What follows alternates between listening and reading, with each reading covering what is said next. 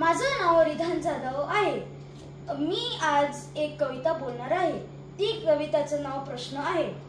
ही कविता कवयित्री प्रभा मोळीने लिहिलेली आहे। पशु पक्ष्यांना असते अवगत जगण्याची ही कला, माणसांना का जमत नाही प्रश्न पडतो मला।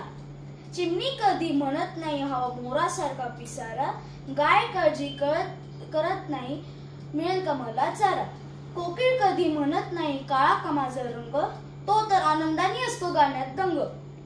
बैल कधी म्हणत नाही मीच का राबू, कावळा कधी विचारतो का वापरू कोणता साबू।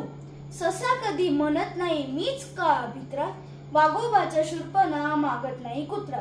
जो तो जगतो आनंदाने नाही कसली चिंता, माणसांच्या मनात असतो विचारांचा गुंता।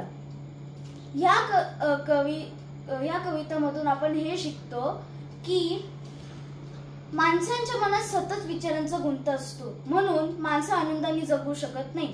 पण पशु पक्ष्यांच्या मनात विचार नसतात, त्याच्यामुळे ते आनंदाने जगतात। धन्यवाद।